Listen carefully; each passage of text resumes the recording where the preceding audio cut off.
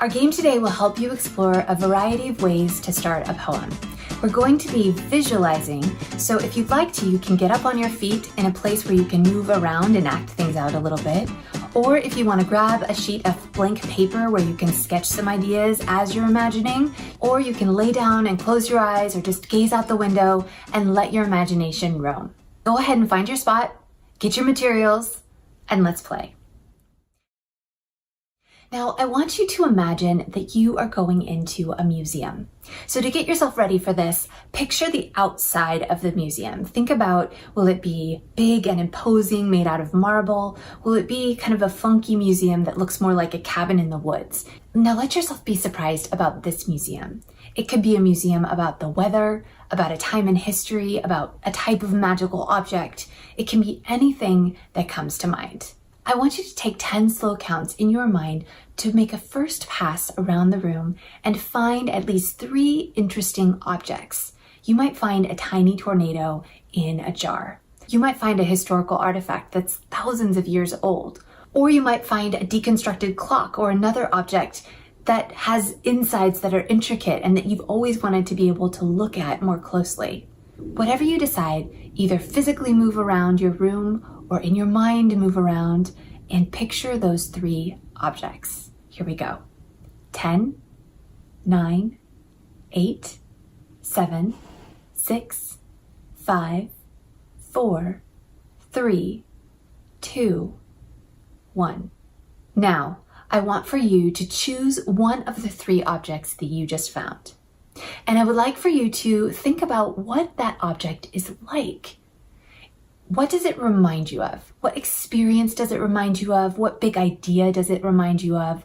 And if you had to compare it to something, what would be the thing that you would choose? Now we're going to go into a different kind of museum, and you get to decide whether it's a museum of big ideas, or a museum of emotions, or a museum about your life experiences. Choose one of those 3 and imagine what the museum might look like. We're going to walk through the door and we're going to look around.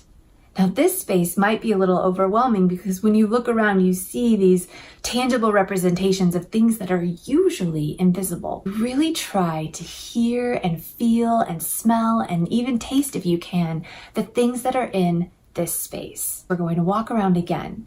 You might see love on a shelf. And if you do, I want you to see if you can imagine what it looks like, what it feels like. Think about how you would describe it to someone else. This time around, you might choose to only focus on one emotion or big idea or experience that you find as you explore. You'll still have 10 counts, so use them the way you would like to. Here we go. 10, 9, 8, 7, 6, 5, 4, 3, 2, 1. Now I promised that this video would help you think about how to start a poem. So when you're starting a poem, what we need to do first is figure out how we are going to express this idea. What is our doorway in? Sometimes that doorway is a physical object. Sometimes it's some sort of description. And sometimes we find something new and fresh that we didn't even expect. Hopefully in your exploration and visualization today, you came up with some possibilities. I've also included a link to an interactive writing tool below that will help you continue to brainstorm. First, it will take you through some more possibilities that might spark your thinking about ways to express your poem, and then it will help you think about how to really start with that first poetic line. If you're more of a pencil and paper person, there is a downloadable PDF so that you can do this activity on paper. At the link below, you'll find information about Society of Young Inklings and our free Inklings book contest, and also tools for youth who are interested in writing something big, like a novel. I hope this game gave you lots of great ideas.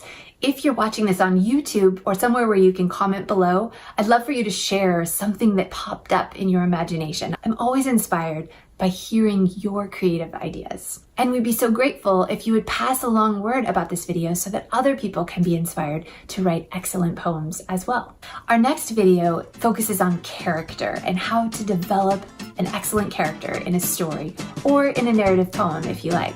So I hope that you'll come and join us for that. And in the meantime, here's to you and your creativity.